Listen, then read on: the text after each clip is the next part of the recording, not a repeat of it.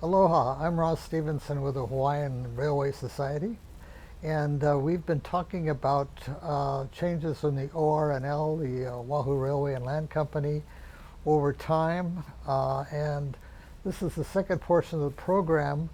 We be starting about 1913 for some new things to see, because that's kind of the fun thing about getting into history, what you can discover to prove or document things. We talked about how the railway was changing its routes somewhat, because originally on a very low budget, they had to basically work with the topography, but the topography creates problems for railways through such things as grade or too many tight curves. And so what the what the railroad did was they started straightening out their line. And one of the things that they did to do that was to fill in a lot of shallows on the leeward side of Oahu. Now this predates, of course, Walter Dillingham, who filled in much of Honolulu's central area over time. This is Benjamin Franklin Dillingham, his father, doing this. Now, one of the major changes that occurred in 1913 is they opened up the Moanalua cutoff. What it is Moanalua has basically a lowy and shallows area originally, and it extended all the way up to what we call Moanalua Gardens today. And when the railroad first went in, they went ahead and curved the railway Mauka to get around this big estuary and the locos, and they had a station in Moanalua itself. There are photographs of when the Damon family had the complex on the Mackay side. There was a Roman Catholic church and a little village. And eventually, of course, nowadays in the 50s, they took apart or moved a lot of those buildings when they cut back on the size of Moanalua Gardens. You can see the Kamehameha Card House, which was moved Mauka of the freeway. And if you know where to look, there's even the village cemetery up on the bluffs. But what happened is by 1913, they had gone ahead and excavated a bunch of rock, especially at along the sides of what's now Pu'uloa Road, and put that stone and soil into the shallows and cut a Eva to Diamond Head rail line that saved them a considerable loop down to from the northern Mauka side. So they're celebrating this Moanalua cutoff ready for trains. Now this cutoff was important too, because it became the basis later on for Nimitz Highway crossing the same area from the area near Peltier Avenue and all today into the area near Sand Island Access Road. And then what happened later on, of course, is that the Damon estate filled in most of those ponds and turned it into an industrial area. So in 1903, they were thinking of building this, and then in 1913, they went ahead and did it. Now this changed, we always talk about how a lot of the old things that made Hawaii unique are passing. Well, every generation has felt this way. This is a notice here saying that they're going to go ahead, due to the new Moanalua cutoff in 1913, they will discontinue service for the passenger station effective November 8th of 1913. So again, this would have been a frequent stop for a lot of people to get to the Moanalua Gardens, the Damon and fostered Moanalua Gardens. But again, the traffic was going farther west, so they discontinued the station. The next photograph I want to show you is this is the present site of the Pearl Harbor bike path. This is going toward the Waianae Mountains in the background, and you can see a little bit the plume from the Waipahu sugar mill, Oahu Sugar.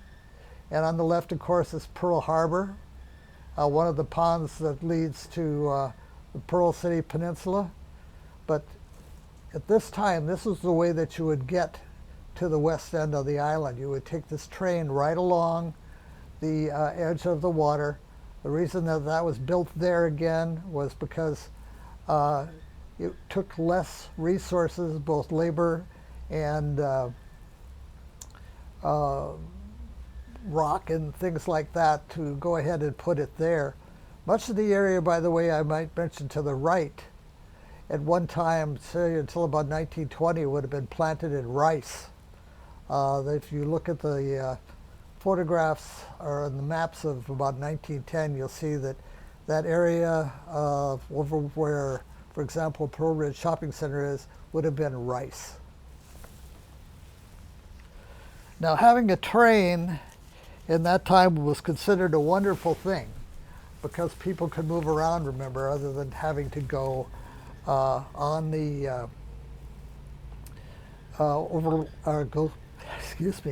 go on a trip via boat. But, you know, here's the kind of romantic look at the train near Pearl Harbor again. But look at how much smoke steam engines make. I mean, we think when we look at some John Wayne movie or something that they've got plenty of smoke way out in the middle of nowhere in Arizona. But this is actually by fields, and it'll actually go right through towns. Because again, a town is developed where there is access. And the train was the primo access of that period. So you can see this steam cloud and ash and all coming quite a ways away. But that was progress in those days. The next photograph I'd like to show, this is the Eva Plantation. That is their original commercial store in the background. A lot of little entrepreneur businesses in that building. It no longer exists. This is roughly where Renton Road is today. And you can see people walking on the tracks.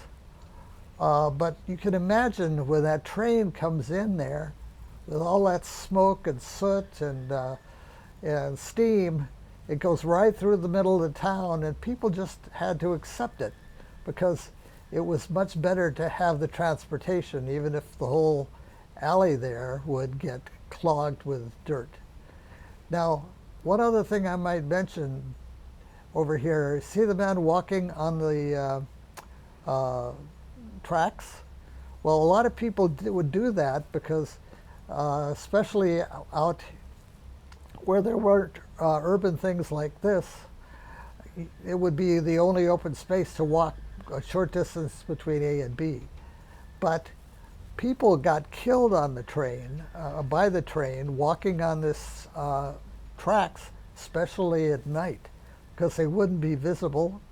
And again, you would think that they would hear the train coming, but there are a number of records over the years of people walking along the tracks in Aiea or some other place like that, and doing themselves in by doing that.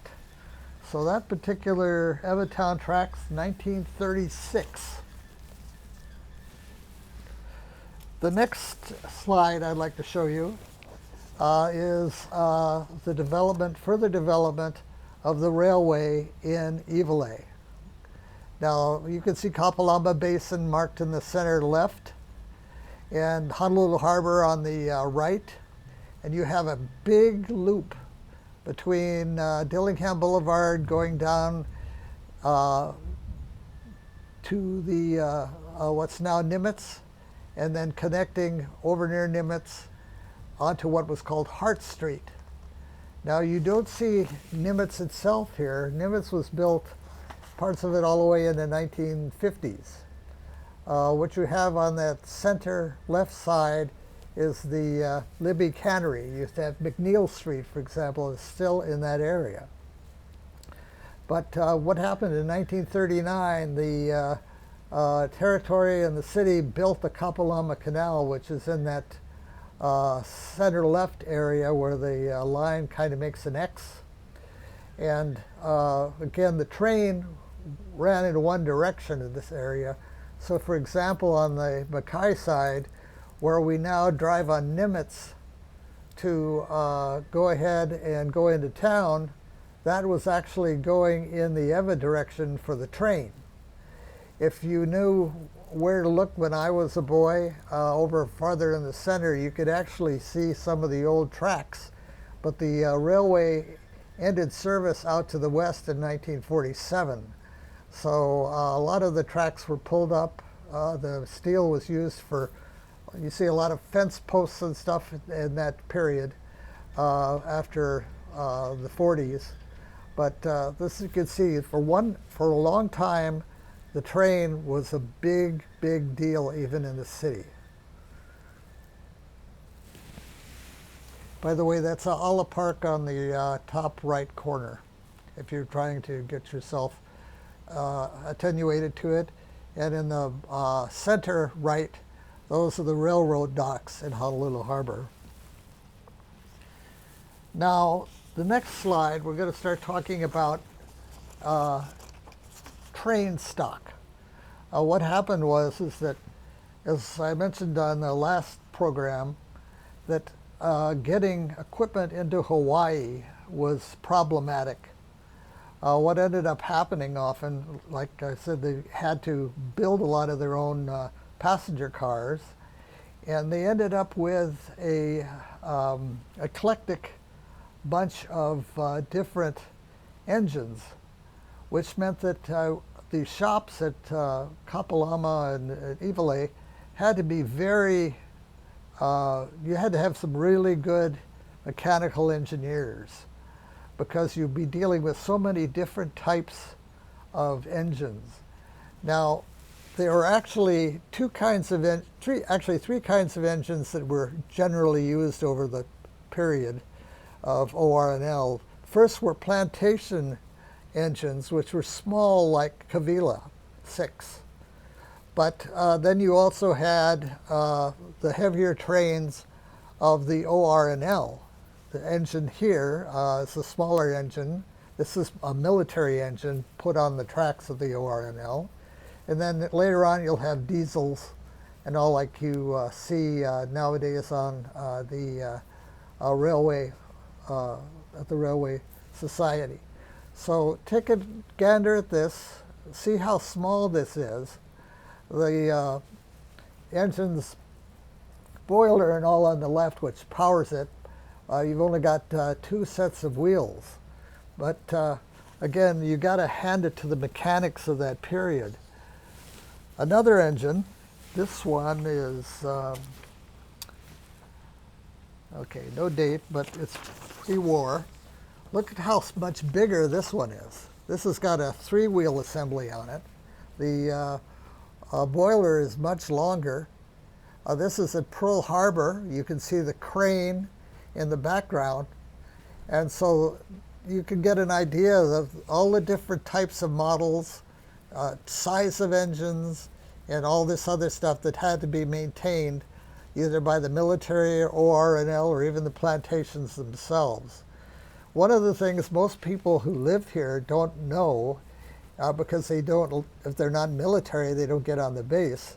You can go to Pearl Harbor even today around all the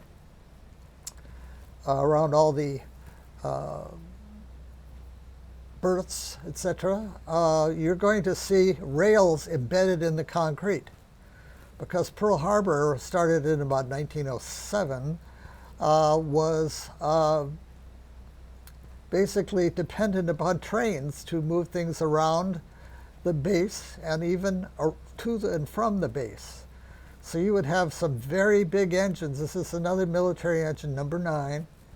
And this was certainly capable of hauling around something much bigger than the first one was. The next photograph Okay, this is one of the larger engines, again, used on the main OR&L line. And remember, the military used the OR&L line too, not just the OR&L itself. But you can see the size of this engine. Now this is at Pearl City. There's a water tank behind it. But one thing that's very interesting about this photograph is you've got two rail lines in parallel. Now what happened is, before the war, with the buildup of the Navy at Pearl Harbor, when they moved the Navy from San Diego to Pearl Harbor, they had a whole lot of additional traffic going on the original OR&L lines. So the OR&L actually had two sets of parallel tracks from Pearl City all the way into ʻŌlelo, which was the trunk line from military use. Now the thing about it is that that's very parallel to modern day Hart, almost the same route, the heavy expected traffic area. It's basically a deja vu all over again.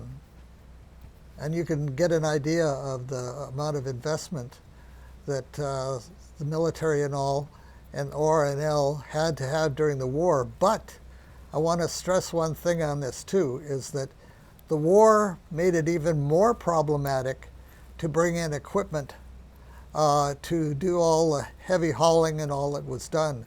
By the end of the war, basically the OR&L equipment was beyond its life expectancy and was in pretty bad shape. Now what would also happen, of course, is the arrival of more cars after the war, and that brought the passenger yield down for people traveling. The next picture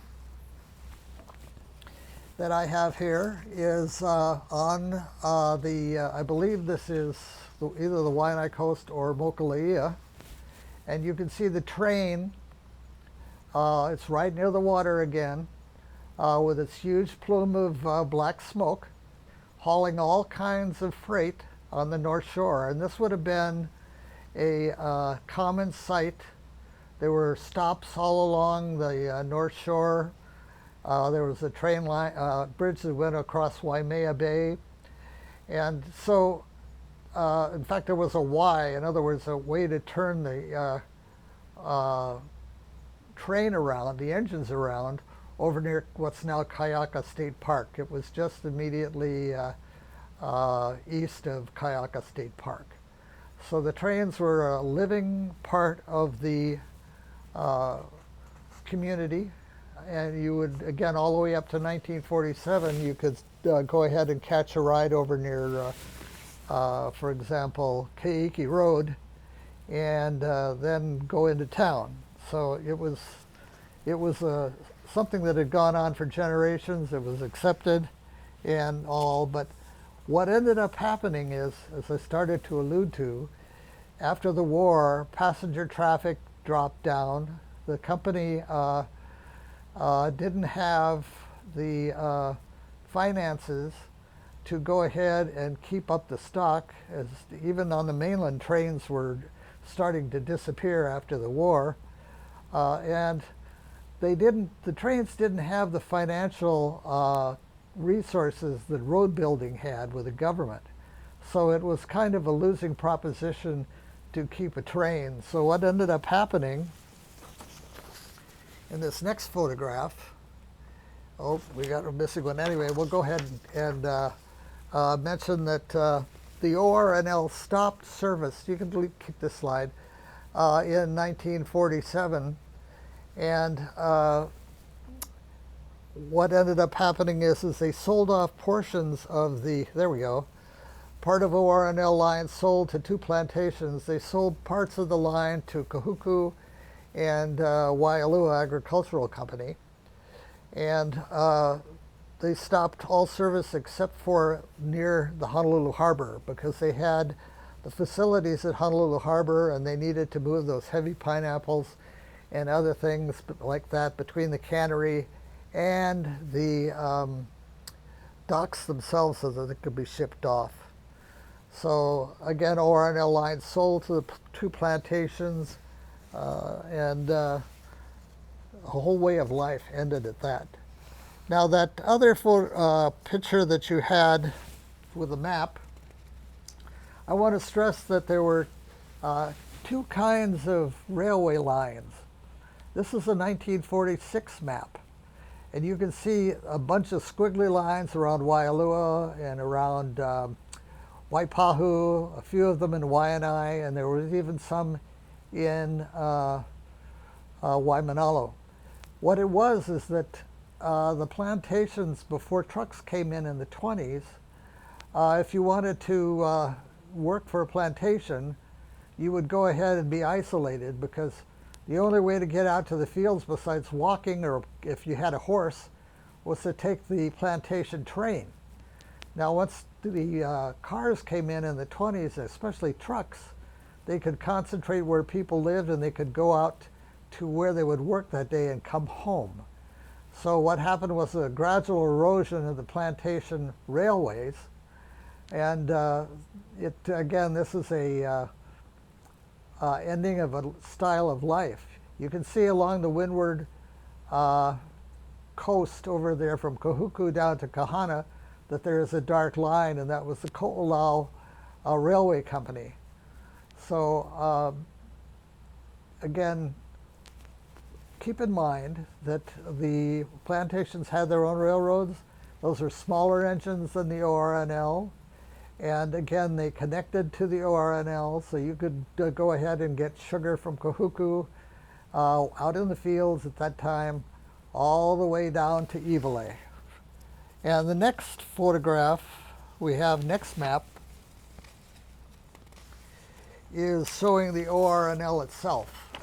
Again, the OR&L goes from Kahuku around Kayena through Ewa to Ivale.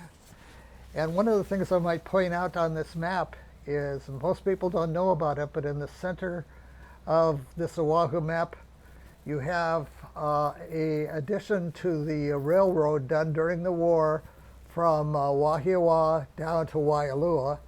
The reason for that is with the train running along the coast and potential invasion, then that would cut the rail lines. So they wanted to make sure that they could get things onto the North Shore from, say, Pearl Harbor without being so easily stopped.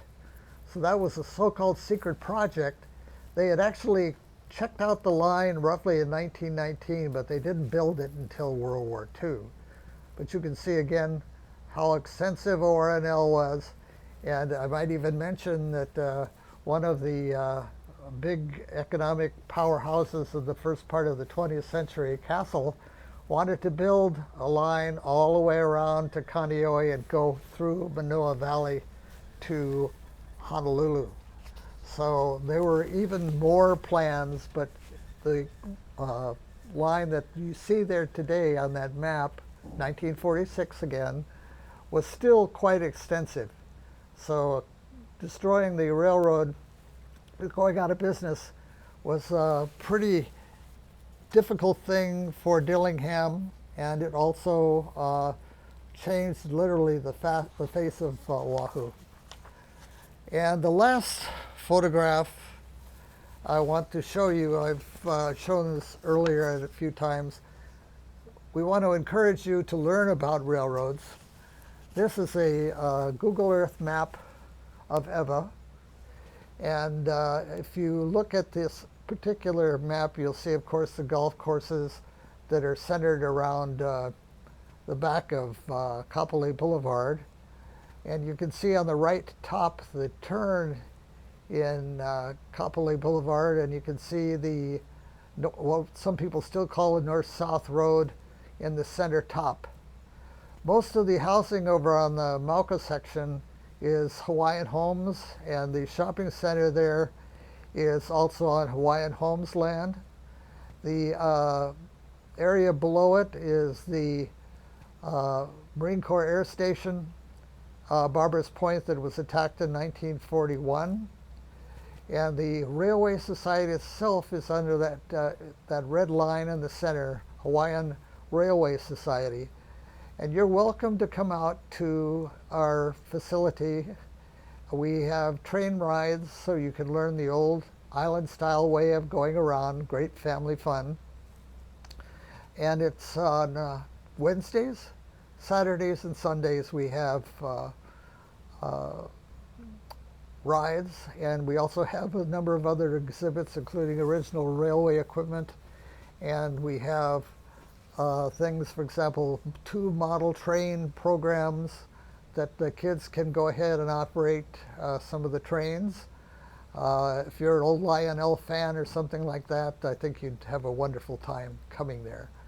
So again, we suggest that you look into history, and it's in your back door, and just enjoy part of what makes us who we are. Remember, the railroad made the plantations possible.